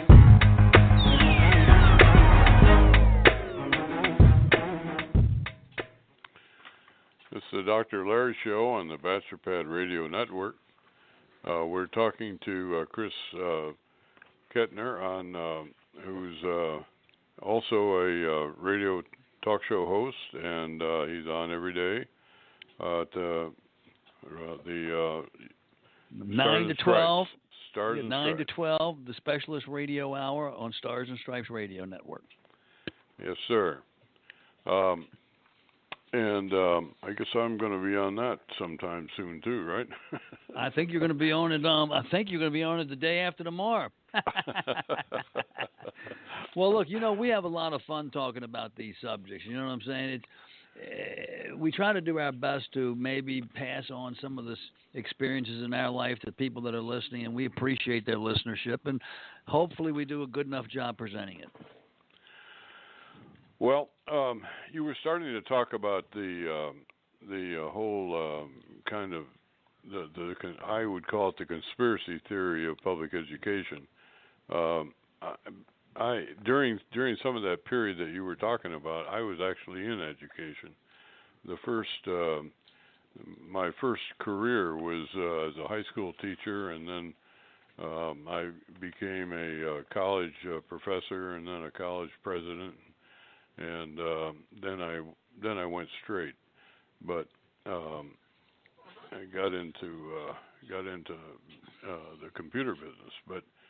But nevertheless, I don't agree with the whole idea of a conspiracy. I think that there was just a kind of a gradual evolution. Dr. Larry, thinking. you got to let me defend my statement here. Not once did I mention a conspiracy theory. What I said was it was the beginning of socialism. It was the first thing that was really socialized in our country. It's a perfect picture for them to see what socialized everything else would be.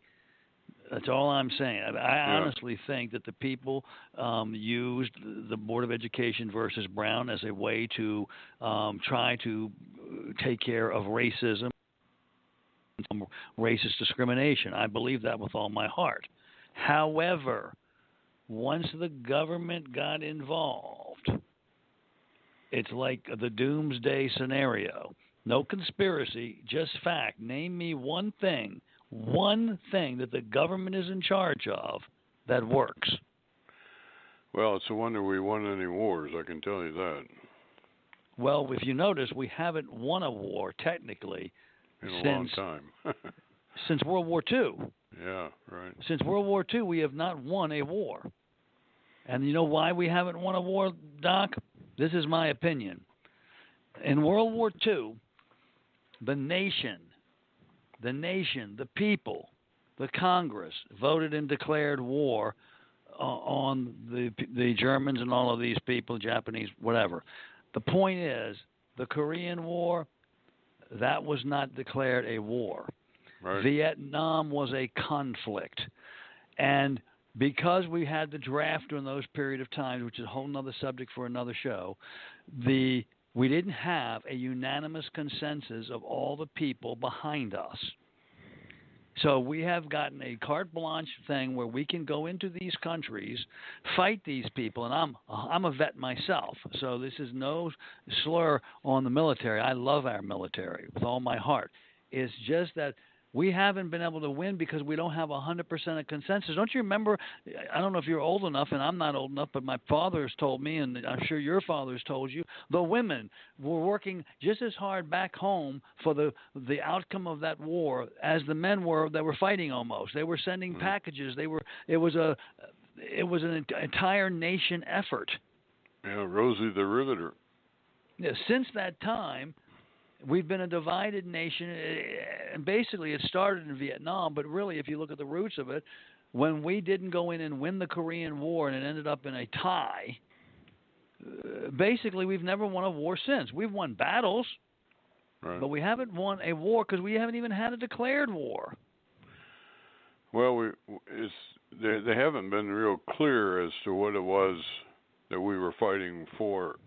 We knew we were fighting against as far as the people, but for example, in Korea, the thing that stopped that was that Truman was afraid of the Chinese, and you know that so we stopped. Correct. And you know,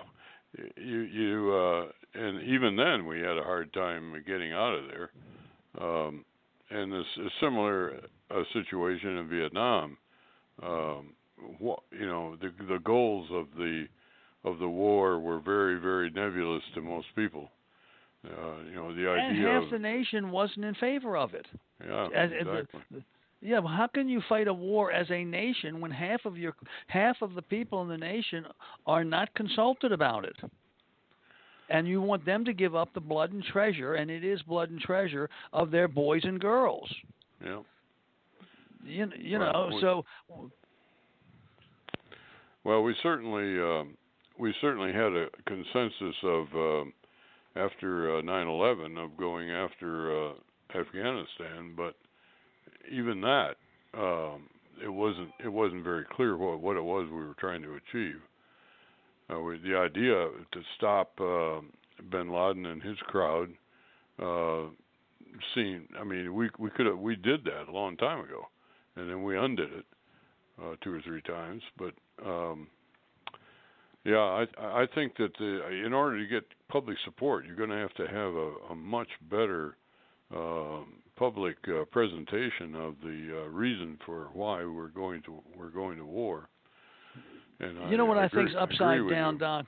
I'm 100% in your assessment of the fatherhood. I'm 100%. We have to have the breakdown of the family unit in this country has been really the demise of the country.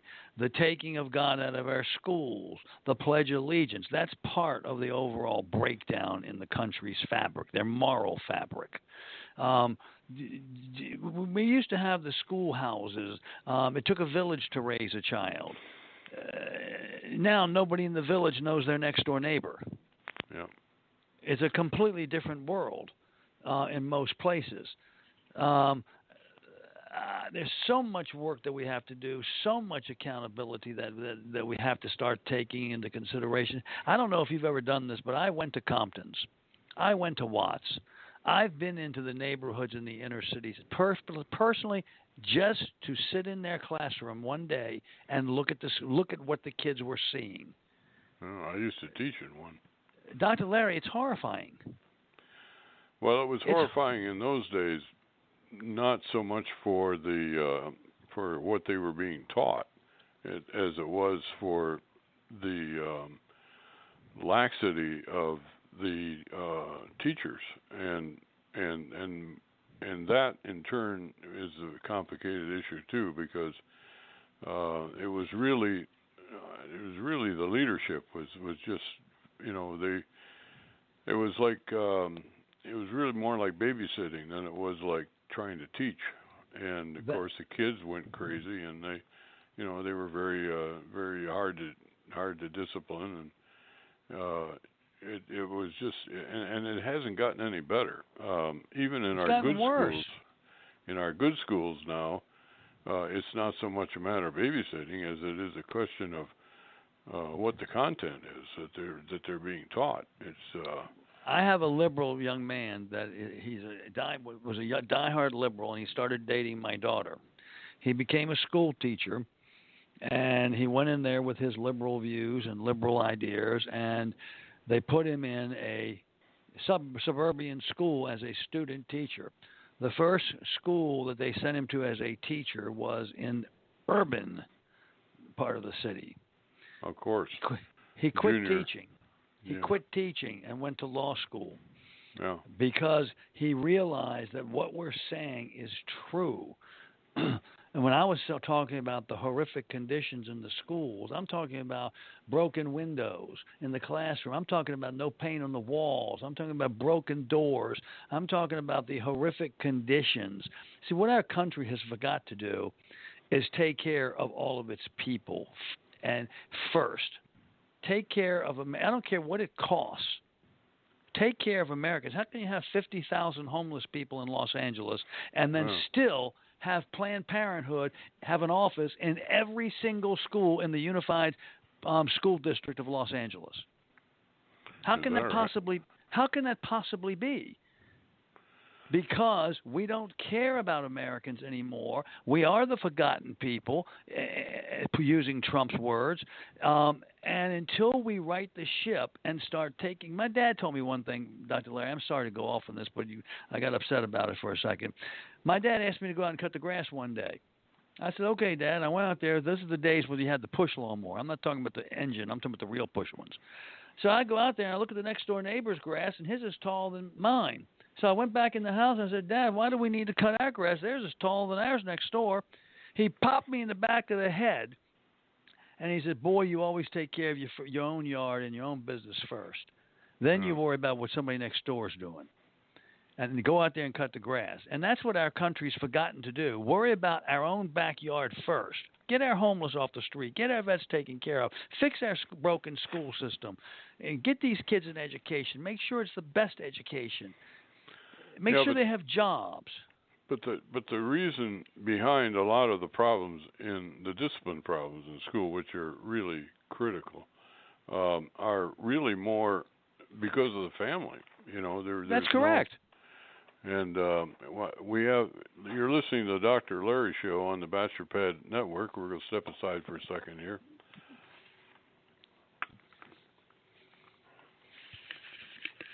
Join Barry Barnes for Locker Talk on the Bachelor Pad Network as he presents NFL news and evaluates players. Fridays at 9 a.m. Eastern at blogtalkradio.com.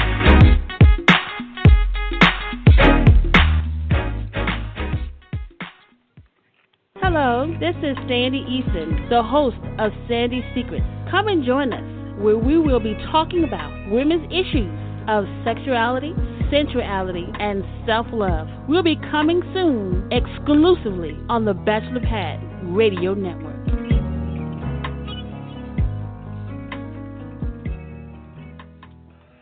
You're listening to the Dr. Larry Show on the Bachelor Pad Radio Network. I figure if Sandy can have a show on women's problems, maybe I ought to have a show on men's problems, right? Hey, we might overload the network with the problems men have. But the connection between your comments about the breakdown of the family and the breakdown of the school are really, really evident. And it just gets worse and worse.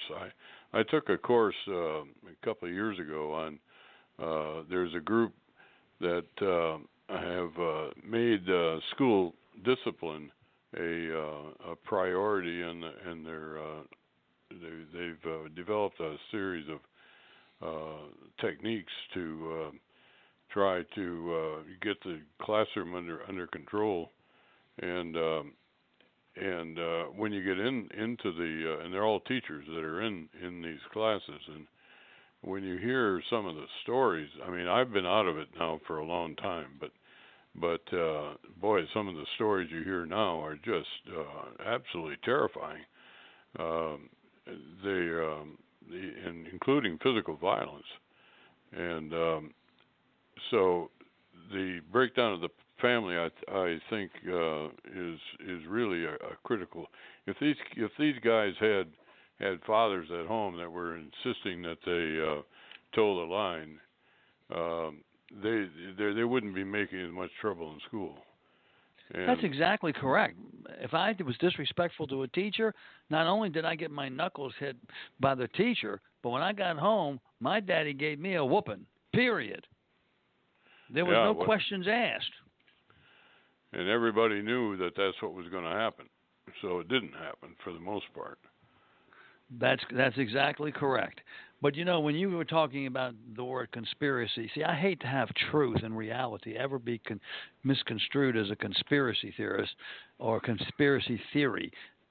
In the schools in Virginia Beach, Virginia, their AP government and history books, you will not believe who publishes them. Now, you will recognize these names, Dr. Larry. McGraw-Hill, Rand McNally, Macmillan Textbook Company. You know those names, right? Sure.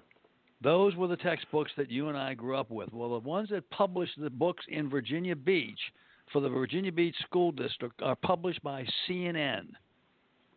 CNN is the publishing. I had to battle the school board, and they sent a syllabus out to my kids saying they can't use Fox News, they can't use the Washington Times, they cannot use the New York Post, they cannot use every conservative. They would not allow them to use it for any of their class material, and that's in high school in their sophomore year. And I had to go in and battle them all the way to the superintendent of schools, and to the point where I went in and sat in the classroom and said, I'll leave when you get this corrected. That's how bad it got before we overturned that stuff. So when you say, yes, we did, you can say that it's not a conspiracy theory, and it's not truth. They have been indoctrinated. Why do you think they give the kids 3 meals a day now? 3 meals a day. Do you think they really care that the kids are hungry? Do you really believe that? I don't. If you take God out of the schools, there's no one higher than to believe in but the parents and the state. If you take the parents out of the schools, there's no one higher but the state. If you textbooks to be what they want, you begin the indoctrination process. If you feed them school breakfast, school lunch, and school dinner, the children will be much more loyal to that and believe that the people that feed them than the one at home. That's something that's been talked about on the left for 50 years that they've been trying to do. There's no conspiracy there. Well, there are people that believe that there is a conspiracy, and hello, and they Dr. Larry. What they're talking about is the Dr. Larry. What happened? What? Can't you hear me? Hello. Hello. You can't hear? I can hear you. Hello, Chris. Well, unless I hear from Tom, I'm going to assume that we're still on the air, and that we need to. We lost our guest, I guess. So I was starting to mention that there have been people in the academic world who were theoreticians of chaos and rebellion and a lot of what they called the counterculture, and these people really they first made their appearance in the 1960s through the so-called hippie movement, and these same people that were the hippies of 1960s and 70s grew up and decided to go to graduate school, and they've taken over a lot of our academic institutions, both K-12 and university, and that there is a certain amount of truth to the idea that they understood that if they take over the schools, that they can in fact eventually take over the country, and I think we're seeing some of the evidence of that now in the emergence of the far left that we're seeing in the Democratic Party. And that these are the people now who are trying. They made one shot at taking over the country in the Obama administration, but they did not have enough of the popular approval to retain it. And now they are still active, and they're taking another shot. They, as we all know, have done their darndest to try to eliminate the vote of the people to elect Donald Trump as president. They so far have failed. Are you back? Yes, but they're missing one thing, Doc. Here's what they're missing. And this is, all you got to do is read, what's his name, Saul Alinsky's rule, 14 or 13 rules for radicals. The thing they're missing, they want to take over. See, Obama tried to break the middle class. He wanted to break the spirit of the working man. That's another step. But the biggest thing that they have to overcome is taking away our firearms. That's the biggest thing before they would eventually be able to take over the government in a whether it's a bloody coup or not bloody coup, or it's done with this ridiculous thing about collusion with Trump, whatever the case may be. That's what's missing, and we have to fight for all that stuff. And part of it starts at being, like you said, a good father right there. Well, I think our time is just about up here, Chris, and why don't you tell people again how they can hear you and anything else that you want to say, and then we'll sign off after that. All right. First thing I want to do is say thank you again, Dr. Larry, for having me. It's always a slice of heaven. I love when we talk. And Dr. Larry will be on my show. And by the way, I'm on Monday through Friday from 9 to 12 a.m., Specialist Radio Hour on Stars and Stripes Radio. And you can go to your website, starsandstripesradio.com. But Dr. Larry is on Friday. He'll be my guest on at 11 o'clock, and we may continue this discussion. We got a lot to talk about. Thanks again, Doctor. I appreciate you having me on. Well, you're entirely welcome, and thanks for showing up and giving us the benefit of your accumulated wisdom. And you can people can follow me on my website, Dr. Larry Online. That's DrLarry online.com. And we want to say good night to everyone else, and God bless the USA. Amen.